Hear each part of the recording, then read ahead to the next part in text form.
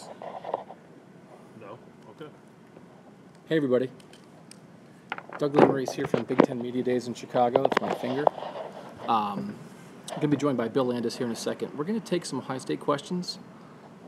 We talked to Urban Meyer. We talked to Billy Price. We talked to Tyquan Lewis. We talked to Chris Worley, Ohio State's coach. There are 3 fifth-year seniors who are here representing the Buckeyes in Chicago. So we have a lot of content up at cleveland.com that you can go find. And we'll take your questions if you have questions. But Bill and I are going to keep covering Ohio State through this season. We're going to sort of go over what we heard from those guys today, the most interesting things they had to say, some of the other coaches had to say. But as always, Ohio State continues to be sort of like the dominant force at an event like this. People want to talk about Ohio State football because they're the best program in the Big Ten, even though they've only won one of the Big Ten championship games so far. So if you have questions for us, feel free to go in the YouTube comments and send them our way.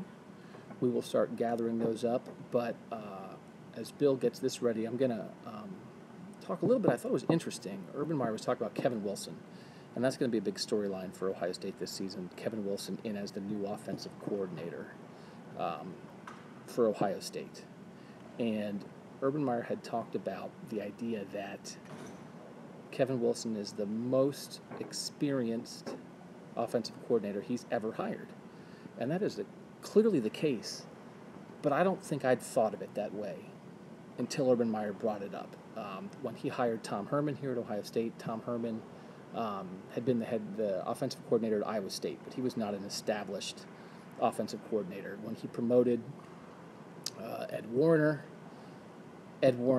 had been a co-offensive coordinator at Kansas, but he hadn't been quite as established. His offensive coordinators at Florida, like Dan Mullen, he'd been with Urban Meyer a long time, but he hadn't been quite as established. Kevin Wilson is a former head coach at Indiana, I think for 6 years. He's a former offensive coordinator at Oklahoma. So when we think about this Ohio State offense, Urban Meyer has said it a million. If he said it once, he said it a million times. This is the Ohio State offense, and it always will be the Ohio State offense. It always will be Urban Meyer's offense. But I think it was a clue the way Urban Meyer talked about it today. Kevin Wilson is one of the big stories of this offseason for Ohio State. I think it was a clue of how much influence Kevin Wilson is going to have on Urban Meyer, that Urban Meyer was talking about him that way, that Urban Meyer was saying, I've never had a guy like this as my offensive coordinator. So if you are wondering what the Ohio State offense is going to look like this season, we've written a lot about what Kevin Wilson did at Indiana, and I think the question always was, well, how much of what Kevin Wilson did in Indiana how much of that will translate to Ohio State? And I think the answer is going to be that it's going to be a lot, because Urban Meyer is admitting he hasn't made a hire like this. Bill Landis joining me now after getting this video live on the cleveland.com website. And I found that interesting. I thought that was an informative way of how Urban Meyer is thinking about this, that yes, he always wants his offensive coordinator to bring ideas and supplement, to enhance the Ohio State offense, not change it. But he's also never had a guy like this. What did you take away from that, Bill? Did you find that interesting? And we're going to scoot in a little bit. Did you find that interesting, the way Urban Meyer was talking about Kevin Wilson? I did, because I thought there might be some reluctance to admit that on his part, because he's always kind of towed the line of it not being anything other than his offense that he brought with him from Florida and that he used at Bowling Green and has evolved over the years, but it's his offense. And I don't think it was an ego thing. I think it was more just like a stability thing, and he's always been hesitant to kind of admit that even if Tim Beck put a little something on the offense, it was still Urban Meyer's offense. So I was surprised to hear it, but I still don't know like the extent to which Kevin Wilson is really going to put his stamp on this offense. I think, talking with Billy Price, Ohio State starting center, it seems like the biggest thing that's going to change is the tempo of the offense. Maybe back to what we saw in 2014 when Tom Herman was here, and pushing the ball down the field with a vertical passing game. But that's not holistic changes to Ohio State's offense. That's not anything we haven't seen before. It's something that's been absent the last 2 years for a myriad of reasons. But It's more like Kevin Wilson is coming in, putting his spin, but I think really he's trying to get Ohio State back to where it was just 2 years ago. It's not that long ago, but like if you watch the offense over the last 2 years, it seems like it was years and years ago, the way they regressed the last 2 years. And Kevin Wilson's trying to bring that back now. I think the way they're talking about Kevin Wilson just gives us a greater idea. Listen, you come to things like this, everything is, the new stuff is great, but nobody ever said the old stuff was bad, right? The new stuff is always great, but nobody ever wants to say the old stuff is bad. The way they're talking about Kevin Wilson, to me, gives an indication of what was missing with the play calling and with what Ed Warner and Tim Beck did the last 2 years. Billy Price was talking about how Kevin Wilson's so funny. Yeah. And someone said, well, who's the funniest coach you ever had? And he said Tom Herman. Tom Herman was like really sharp and really funny, but he said Kevin Wilson can bring like these one-liners or whatever. And I know Tyquan Lewis talked about like that Kevin Wilson brings a lot of juice to practice, right? And I think it's okay to read into that means those things were missing. Yeah. That means that isn't how it was the last 2 years. And so when you look at what everything Ohio State did do in 2015 and 2016, but what they didn't do, I think much of what they didn't do dealt with the play calling and the control of the offense, and that they had some weapons, but weren't able to use them the right way. I think Ohio State fans can have some kind of assumption that it is going to be maybe somewhat significantly better. Yeah, I mean, I think... Which we thought, and if right? It's, I mean, but and if this it's was more not, proof to me. If it's not, it's a problem, obviously. But yeah, it seems like... I thought it was interesting that for like the way that Kevin Wilson exited Indiana, and it was very easy to think of him as like maybe just this completely like shut down guy who like likes to coach and likes X's and O's, but maybe he's not the most personable guy out there. Mm-hmm. These guys like him, and even the Indiana players we talked to today seem to like him. And maybe that's just them, saying the right thing on a stage like this, but it seemed sincere. Talking to Richard Lago, the Indiana starting quarterback, and I talked to Richard Fant, starting cornerback at Indiana. They liked Kevin Wilson. He was they liked playing for him. They liked his mind. Richard Lago called him a genius, which is like a word that got tossed around with Tom Herman a lot. So I think it's just like Kevin Wilson is probably a smarter and more engaging guy than we probably would have given him credit for a few months ago when Ohio State first hired him. And I think the combination of that personality with his smarts and ability to really tailor an offense to the talent that Ohio State has is clearly something that they had been longing for the last two seasons when Tim Beck and Ed Warner were here. It's funny, I think everyone did make comparisons, but the way he's talking about Kevin Wilson is very similar to the way he's talking about Greg Schiano right now. Mm-hmm. Urban Meyer said Greg Schiano turned down two significant head coaching jobs this offseason. I think we can all agree it's probably likely that this is Greg Schiano's last year at Ohio State. He's going to be a head coach somewhere after this season. And Urban Meyer basically said, I'm just going to hold on to him as long as I can. Signed a 1-year contract. But it matters, right? I mean, like, this is, and we're going to have a story about this tomorrow, but I asked Urban Meyer if he tried to get Chip Kelly to be on this staff, yeah, because he ended up hiring Ryan Day as the quarterback's coach. Ryan Day is a Chip Kelly protege. Urban Meyer's very tight with Chip Kelly, who was fired in Philadelphia, then fired by the San Francisco 49ers, the former Oregon coach. Said, why didn't you try to get Chip Kelly? And he sort of was like, well, I mean, almost like it didn't make sense. And I said, well, you have Greg Schiano. Yeah. And he was like, well, yeah, you kind of make a good point there. Like, if I can get Greg Schiano to be an assistant, he's a former NFL head coach, why couldn't I get Chip Kelly? But that's what we're talking about here, and assistant coaches do matter. And I think Luke Fickell is going to be a big loss on the defense, but I think it's possible this is going to be a really big deal with the changes on the offensive coaching staff. Do you think, like, Chip Kelly built his profile and persona because he had really successful teams as a head coach at Oregon, and he developed this, following and reputation for being the smartest offensive coach in college football? Is Kevin Wilson like as smart as Chip Kelly and as innovative as Chip Kelly? He just didn't have the success at Indiana that like made Chip Kelly skyrocket to coaching stardom at Oregon?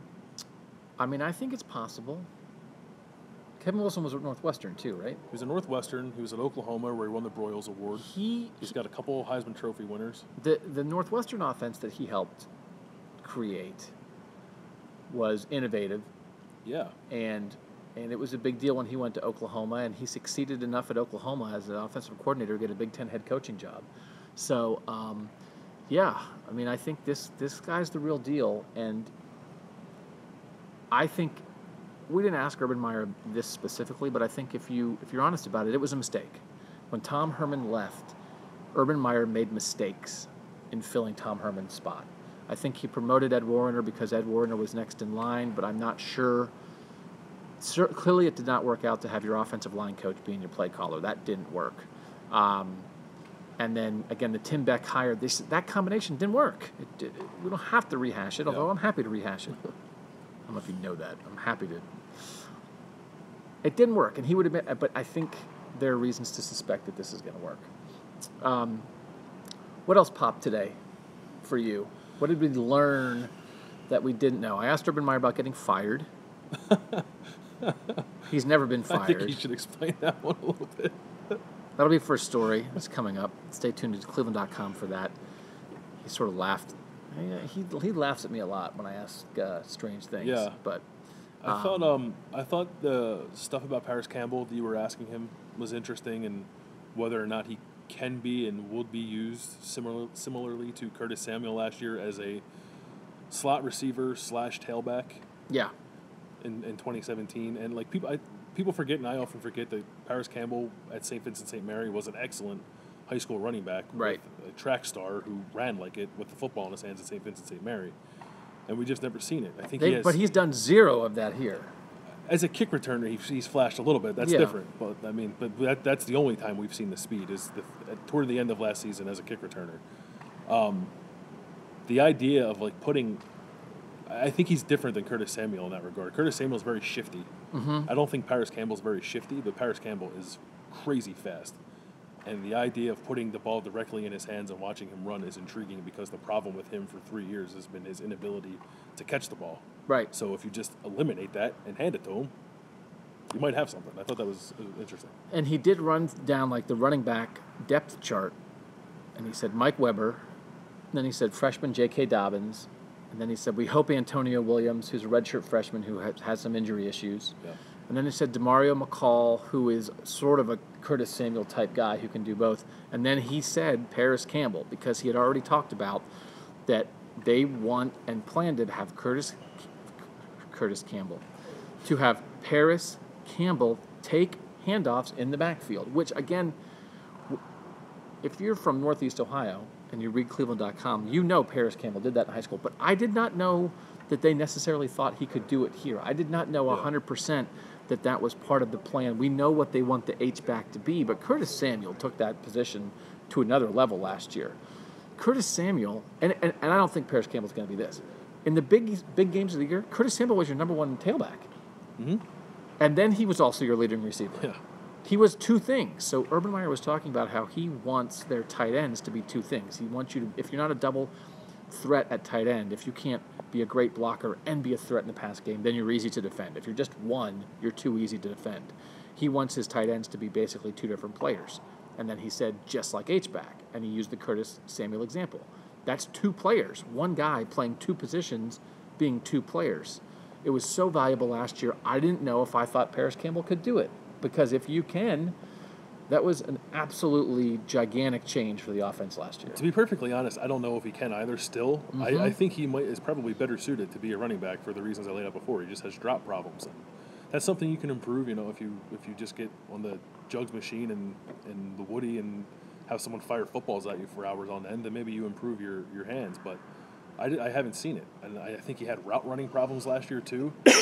So that in my mind, I'm not just going to assume he's going to be a good dynamic slot receiver or anything near what Curtis Samuel was last year. Maybe he can. I don't know. But I have more faith in his ability to be a pretty dynamic ball carrier as a running back. And if that means he's going to get 5 touches out of the backfield when Curtis Samuel was getting 12 and 15 by the end of the year, I think that's fine. I think if you can have a change of pace to Mike Weber, then that's perfect. That's a good role for Paris Campbell. But I'm still not on board with Paris Campbell superstar H-back until I see in a game that he has really evolved as a receiver. And you can't. Curtis Samuel can't be the threshold. Curtis Samuel was unbelievable last year. You can't. He was as dynamic as basically anybody in college football. that can't be what you have to expect. But we saw if you can do some of it, how big a deal it is. We'll get. I want to get into one more skill position guy, and then we'll let you guys get back to your lives. You can read all about this, all our stuff at cleveland.com/OSU. You can follow Bill on Twitter at BillLandis25. You can follow me at Doug Lane Maurice. This was Ohio State's day at Big Ten Media Days. Michigan and 6 other teams will go tomorrow. If you have any questions, we haven't gotten a question yet. Send one. If you have one, send one. Johnny Dixon. Urban Meyer brought him up sort of out of the blue, talking about receivers. We've sort of been, guys like us, and I think it makes sense, have been casting the wide receiver battle as sort of like these veterans like Terry McLaurin, and then young guys like Austin Mack and Ben Victor. And he basically said, Johnny Dixon has looked great. Don't forget about Johnny Dixon. But Johnny Dixon's, he's a 4-star guy from Florida who was a gigantic recruit. Mm-hmm. His career's been derailed by knee injuries, and so there's a but with every discussion you have about Johnny Dixon. But Urban Meyer was very enthused about him. He was, and I thought this after the spring game, and I'm not alone in thinking it because everyone saw it. He had a monster spring game. And it was a question of, he's a one-time spring game superstar, or is this for real? And you never want to go full in and say this is for real because the guy's never been on the field for more than 5 games in a season because of knee tendonitis. But, and I don't like going down this road, but I'll go down it. There's been this massive search for 2 years to find someone like Devin Smith who can track a deep ball and turn it into a touchdown, even if it's not thrown on target. And I thought in the spring game, Johnny Dixon looked like he could be that guy because he's got the straight line speed and he seemed to track the ball really well in the air from quarterbacks who were kind of inaccurate in that game. If he's healthy and he can be that is a major, major deal for Ohio State's passing game because I don't think there's anyone else. Maybe Trayvon Grimes, who we haven't seen yet. Maybe Ben Victor, who we haven't seen a lot of yet. But other than those 2 guys, I wouldn't be confident in any of the other receivers who we've seen a lot of already being able to do that and be that guy for Ohio State, stretch the field vertically the way they want to. Healthy Johnny Dixon might be that guy. One other guy coming back from an injury that I think is someone to keep an eye on, and this is not a huge surprise, but Chris Worley was very emphatic about this, and guys were very emphatic about this in spring ball too, is Dante Booker at linebacker. Yeah. Guys are very excited about what Dante Booker was supposed to be a year ago when he won a starting linebacker job and got hurt in the opener, and that was it. He could have come back last year, but basically they got to the point where it's not worth burning a year when Jerome Baker replaced him, and Jerome Baker had an unbelievable year. But they lost Raekwon McMillan at linebacker, but with Worley, Booker, and Baker, they are very, very, very, very, very, and losing Luke Fickell, very, very confident about their ability to be a very good linebacker group. Are you as confident? I am, and Bill Davis kind of made me a believer, the new linebackers coach. And I told the story, I think, on a Buckeye Talk podcast that if you're one of the people watching, don't listen to Buckeye Talk, find it on your various podcast listening apps. And I had a conversation with Jerome Baker in the spring about Dante Booker and whether or not he was athletic enough to be a successful and dynamic outside linebacker. And basically, I just levied a huge insult against Dante Booker in Jerome Baker's eyes, which is fair. And then I asked similar questions to Bill Davis, and Bill Davis's answer to me was if Jerome Baker is healthy, he's our best linebacker. So I think it's mean Dante Booker? Or Dante Booker, I'm sorry. If Dante Booker is healthy, he's their best linebacker. He's better than Jerome Baker and Chris Worley. Yeah. That's high praise, I think. That's high praise, and I think he might be, based on Bill Davis telling me that, the guy I'm most intrigued to watch this fall. I think it's possible. He's Mr. Football, man. We'll do our most intriguing list. I think he might be on the top of the most intriguing list. If you guys remember, I did a very popular video last year about Book and Hook. It wasn't that popular. It was popular in my own head. They liked it. But Dante, they did. It was like a buddy cop movie. But Dante Booker and Malik Hooker, I was talking about them in the same light as 2 guys who had big springs who, boy, they could really pop.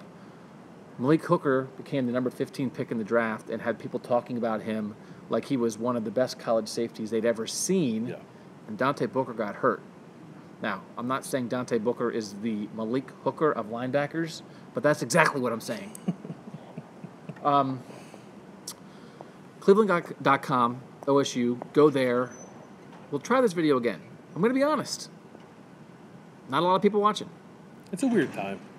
Real talk right there. Yeah. Maybe you're going to watch it back on the flippity flop, but live, not a lot of live interaction. So maybe we'll try it again, or maybe this was just a huge failure.